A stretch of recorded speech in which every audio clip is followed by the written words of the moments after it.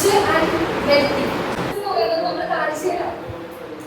അയാളെ കാണുമ്പോൾ നമ്മൾ പറയും അയാൾ റിച്ചാണെന്ന്. പക്ഷെ അയാൾക്ക് എത്ര ലോൺ ഉണ്ടെന്ന് നമ്മൾ പറയുന്നില്ല. അയാളെ റിച്ചാണെന്ന് നമ്മൾ പറയുന്നത്. പക്ഷെ റിച്ചും വെൽത്തി തമ്മിലുള്ള ഡിഫറൻസ് എന്ന് പറഞ്ഞാൽ വെൽത്തി ആയിട്ടുള്ള ഒരാൾ കൂടുതൽ ഇങ്ങനെയുള്ള ലക്ഷറീസ് ഉള്ള സപ്പോർട്ട് ചെയ്യുമ്പോൾ മറ്റുള്ളവരെ കാണിക്കാൻ വേണ്ടിയിട്ടാണ് പല കാര്യങ്ങൾ ചെയ്യുന്നത്. അവർ ഹെൽത്തിന് ഇമ്പോർട്ടൻസ് കൊടുക്കും, അതുപോലെ സേവിങ്സിനായിട്ട് ഇമ്പോർട്ടൻസ് കൊടുക്കുന്നത്. അങ്ങനെയുള്ള ആളുകൾ എപ്പോഴും ഹെൽത്ത് ഇൻഷുറൻസ് ഉണ്ടാവും, ലൈഫ് ഇൻഷുറൻസ് ഉണ്ടാവും. അവരുടെ കുടുംബത്തിനും കൂടെ ഒരാൾ വർക്കിങ്ങായിട്ടുള്ള ഒരാൾ അയാൾ പെട്ടെന്ന് മരണപ്പെട്ട് പോയിട്ടുണ്ടെങ്കിൽ അവരുടെ ബന്ധുക്കൾക്കും വീട്ടുകാർക്കും ഒരു ലൈഫ് ഇൻഷുറൻസ് അങ്ങനെയുള്ള കാര്യങ്ങളൊക്കെ അയാൾ ചെയ്തിട്ടുണ്ടാവും. പക്ഷേ റിച്ച് എന്ന് പറയുന്ന ആൾക്കാരെ എപ്പോഴും മൈൻഡ്സെറ്റ് നമ്മൾ മറ്റുള്ളവരെ കളിക്കാനാണ് ചെയ്യുന്നത് പലരും. അങ്ങനെയാണ്. അപ്പം അങ്ങനെയുള്ള ആൾക്കാരെ കൂടുതൽ ഇതേപോലെ ലൈബിലിറ്റീസ് ആണ് ഉണ്ടാക്കാൻ പറ്റുന്നത്. അപ്പം കാറ് ലൈബിലിറ്റിയാണ്. അപ്പം കൂടുതൽ ഫിറ്റ്നസ് കാണിച്ചാൽ പുറകോട്ടാണ് പോകുന്നത്. പക്ഷെ അതിനെ പകരം നമ്മൾ കുറേയൊക്കെ സേവിങ് ചെയ്യാം. നമ്മുടെ സാലറിയിൽ എത്ര പെർസെൻറ്റേജ് സേവ് ചെയ്യാൻ നമ്മൾ എപ്പോഴും ശ്രമിക്കണം. ഒരു ഇൻവെസ്റ്റ്മെന്റ് എപ്പോഴും നമുക്ക് ഉണ്ടായിരിക്കണം. അതൊരു നല്ലൊരു ഇതാണ്. നമ്മൾ പ്രാക്ടീസ് ചെയ്യാൻ എപ്പോഴും ശ്രമിക്കണം.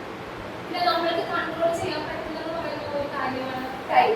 പക്ഷെ നമുക്ക് ടൈമിനെ കൺട്രോൾ ചെയ്യാൻ പറ്റും. അത് നമ്മൾ ഈ വെൽത്തിഫിക്കേഷനിലൂടെ നമുക്ക് ടൈമിനെ കൺട്രോൾ ചെയ്യാൻ പറ്റും. അതിന് നമ്മൾ കോമ്പൗണ്ടിങ് നമുക്ക് യൂസ് ചെയ്യും. പക്ഷെ പലതരത്തിലുകളൊക്കെ പറഞ്ഞതുപോലെയാണ് കോമ്പൗണ്ടിങ്. നമ്മൾ ഇന്ത്യ സേവിങ് സ്റ്റാർട്ട് ചെയ്താൽ നമ്മൾ നാളെ വെൽത്തിയായിട്ടുള്ള പേഴ്സണായിട്ട് നമുക്ക് മാറാൻ കഴിയും.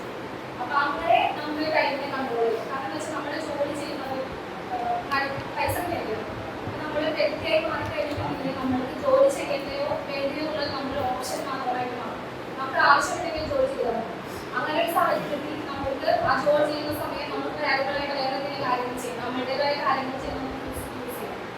അതേപോലെ ഇനഫ് മണി നമ്മൾക്ക് എത്ര മണി വേണമെന്ന് നമ്മളാണ് തീരുമാനിക്കുന്നത്. അതായത് നമ്മുടെ എത്ര റിച്ചാവണം, എത്ര മണി വേണം എന്നുള്ളത് നമ്മളുടെ കാര്യമാണ്. നമ്മൾക്ക് അതിനകത്ത് എല്ലാത്തിനും ഒരു ലിമിറ്റ് വേണം. നമ്മളെ ലിമിറ്റ് ഇല്ലാതെ ഒരു കാര്യം ചെയ്യാൻ പാടില്ല. ഇപ്പം നമ്മൾ കാർ വാങ്ങിച്ച് നമ്മളതിനകത്ത് സാറ്റിസ്ഫൈഡ് ആണ്.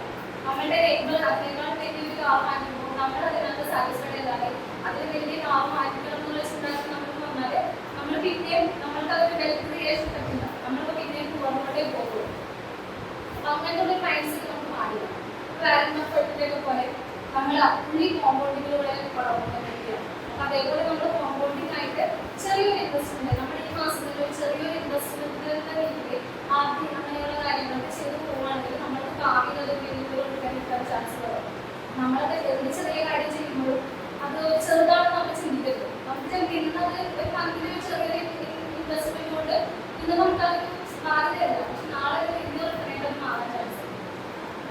നമ്മൾക്ക് സ്വന്തമായിട്ടൊരു ആരോഗ്യത്തേക്ക് മാത്രം ഇൻവെസ്റ്റ് ചെയ്ത് കാര്യം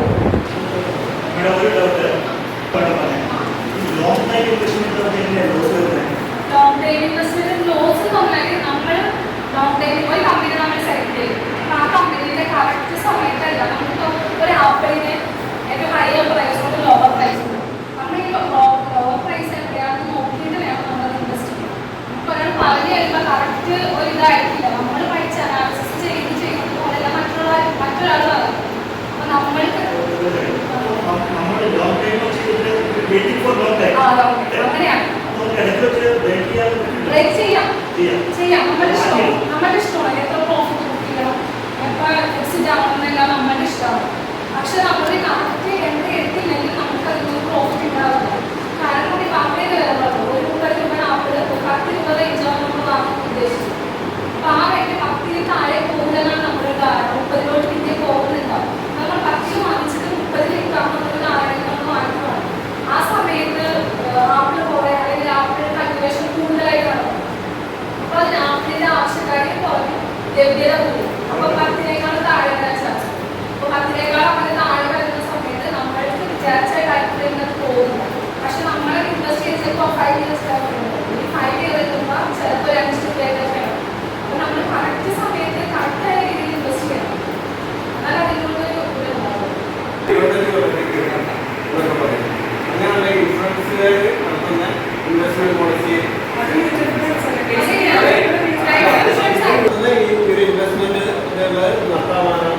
അതുമല്ല നമ്മൾ ഇപ്പോൾ ഡയറക്റ്റ് ചെയ്യുന്നത് നമുക്ക് ഡിമാൻഡ് അക്കൗണ്ട് ഉണ്ട്. ആ ഡിമാൻഡ് അക്കൗണ്ടിൽ നമ്മൾ ഡയറക്റ്റ് ചെയ്യുന്നതാണ് മ്യൂച്വൽ ഫണ്ട്സ്. നമ്മൾ ഡയറക്റ്റ് ചെയ്യുന്നതാണ് ഇപ്പോഴും നമുക്ക് മറ്റേ കമ്പനി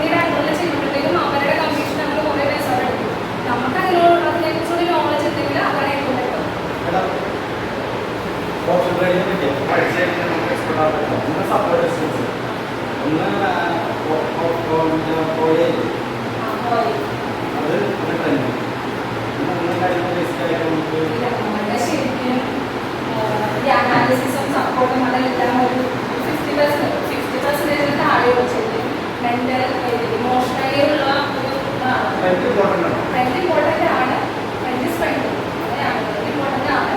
പക്ഷെ നമ്മളല്ലാതെ തന്നെ അതിനേക്കാൾ ഉപരി നമുക്ക് ഒരു ഇമോഷണലി ഒരു ഇത് വരും. കാര്യം വെച്ചിട്ടുണ്ടെങ്കിൽ നമ്മൾക്ക് നമ്മളെ കൺട്രോൾ ചെയ്യാൻ പറ്റിയാൽ നമുക്ക് ചെയ്യാൻ പറ്റും. അതോ ആ കിഴങ്ങ് പറഞ്ഞ ദിവസം കൺട്രോൾ ചെയ്യും. കാരണം വെച്ചാൽ നമുക്കൊരു ലോസ്